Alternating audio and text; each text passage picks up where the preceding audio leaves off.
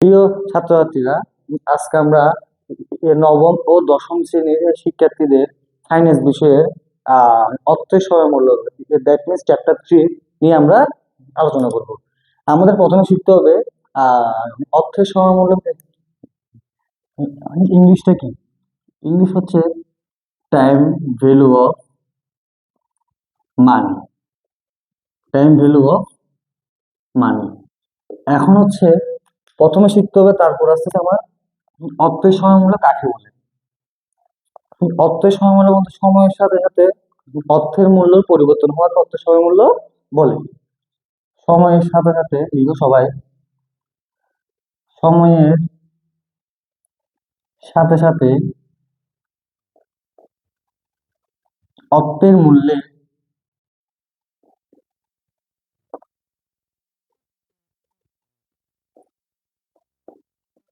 পরিবর্তন হওয়াকে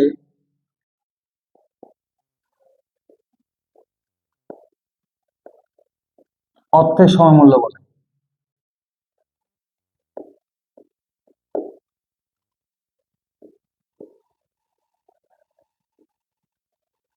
অর্থের সময়মূল্য বলে। এখন অর্থের সময়মূল্য আমাদের 3-4টা অঙ্ক আছে।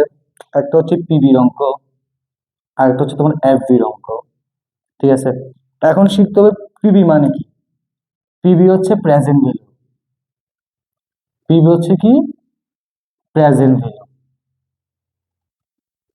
আর এফবি হচ্ছে ফিউচার ভ্যালু।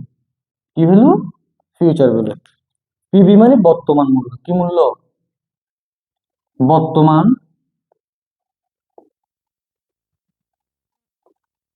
মূল্য। আর হচ্ছে তোমার এফবি মানে ভবিষ্যৎ মূল্য। ভবিষ্যৎ মূল্য।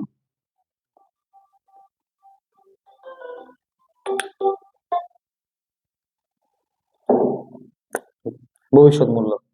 এখন এই পিবি আর এফবি নিয়ে দুটো সূত্র আছে। পিবি সূত্র হচ্ছে পিবি সমান FB by 1 + i whole n। আর তোমার এফবি সূত্র হচ্ছে তোমার এফবি সমান PB into 1 + i whole n।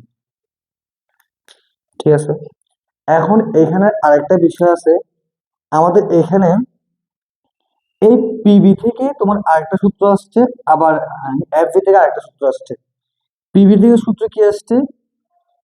PB সমান FB by 1 + i/m n × m। এখানে এম মানে হচ্ছে মাল্টিপ্লাই অফ কম্পাউন্ডিং। এম মানে কি আমি সবগুলো পড়বো আবার। আর তোমার এফবি হচ্ছে PB into 1 + i/m n × m। ঠিক আছে, জাস্ট এখানে এক্সট্রা আসছে কি তোমার এমটা। এই এম, এই এমটা যখনই এক্সট্রা আসবে তখন এন এর সাথে গুণ হবে, আই এর সাথে ভাগ হবে। এম যখন এক্সট্রা আসবে এন এর সাথে কি হবে? গুণ হবে, আই এর সাথে কি হবে? ভাগ হবে। বুঝতে পারছো? এখন আমাদের শিখতে হবে আই মানে কি। আই মানে হচ্ছে ইন্টারেস্ট। আই মানে কি? ইন্টারেস্ট। এম মানে কি? Multiply compounding. Multiply of compounding. Of compounding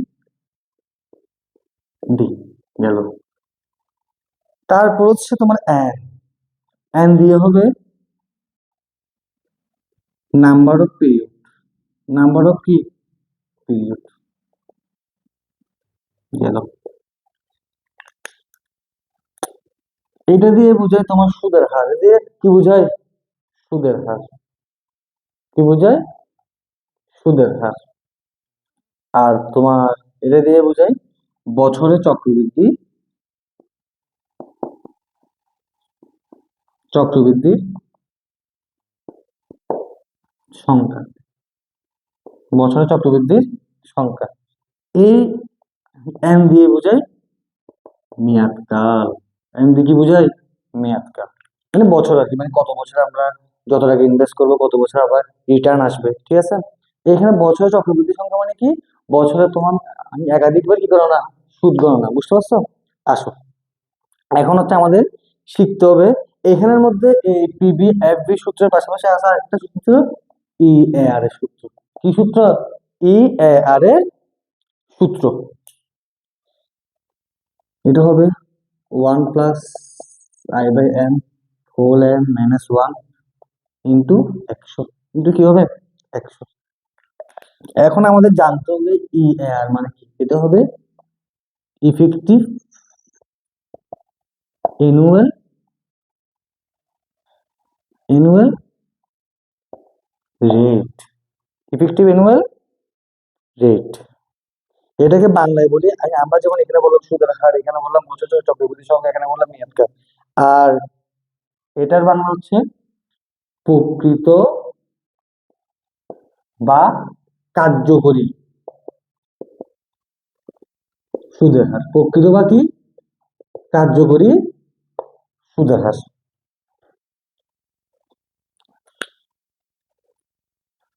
আমরা একটু আগে পড়ছিলাম মানে এম হচ্ছে কি, এম দিয়ে বোঝায় বছরের চক্রবৃদ্ধি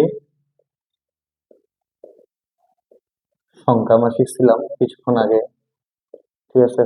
এখন আমরা এই এম এর মানটা কিভাবে নির্ণয় করবো শিখবো, ঠিক আছে।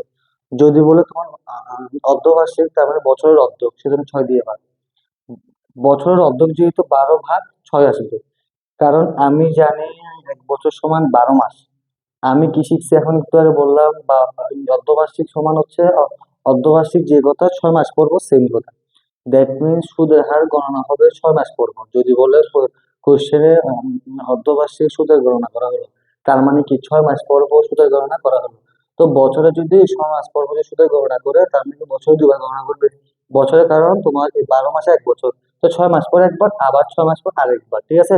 দেখো তার মানে আমরা চলে আসছে 6 × 2 = 12, 2বার, ঠিক আছে। 6 × 2 = 12, 2বার আসছে।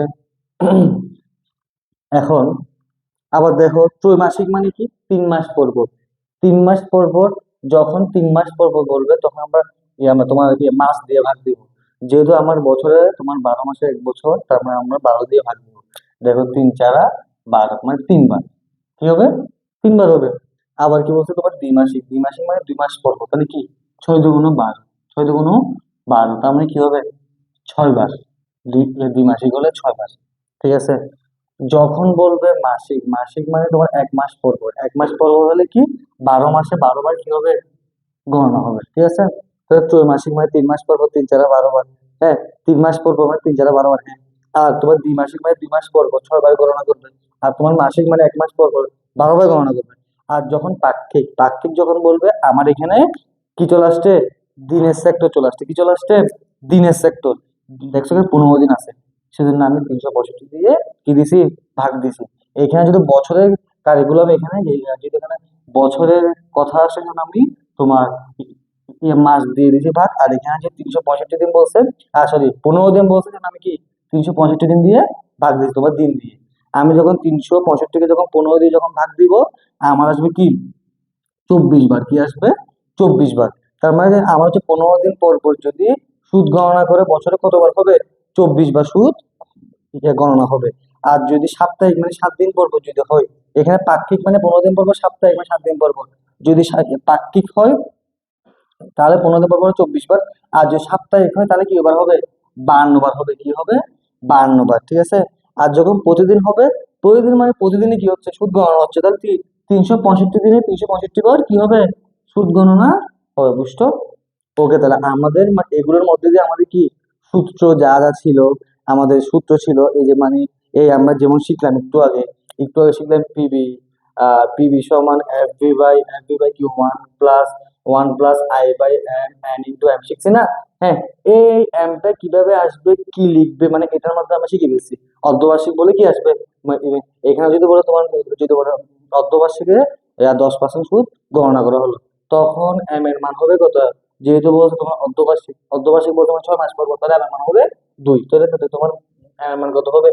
2 বার হবে, ঠিক আছে। আর যেহেতু তোমার সুদের হার বলছে তোমার এই 10%, 10% মানে কি আসবে 0.10 আসবে। আমরা এখন পরবর্তী ক্লাসে কি শিখবো, এই সূত্রগুলো প্রয়োগগুলো শিখবো। ও সরি, আমার একটু এখানে ভুল হয়েছে। দেখো এখানে যে 3 মাস পর পর হবে, যেহেতু 3 মাস পর পর হবে, দেখো এখানে আমরা অর্ধবার্ষিক মানে 6 মাস পর পর, আর তোমার দ্বিমাসিক মানে 2 মাস পর পর, ঠিক আছে। আমরা যদি 2 মাস যে দ্বিমাসিক, যেহেতু তোমার 2 মাস পর পর, আমরা 2 দিয়ে দিচ্ছি ভাগ, ঠিক আছে। আর যেহেতু ত্রৈমাসিক মানে 3 মাস পর পর, তাহলে আমরা কি দিয়ে দিব, বা 3 দিয়ে ভাগ দিব। তা 3 দিয়ে যদি আমরা ভাগ দিই, 3 4 12 বার, আমার এখানে কি আসবে, 4 আসবে, বুঝতে পারছো? ঠিক আছে, ওকে।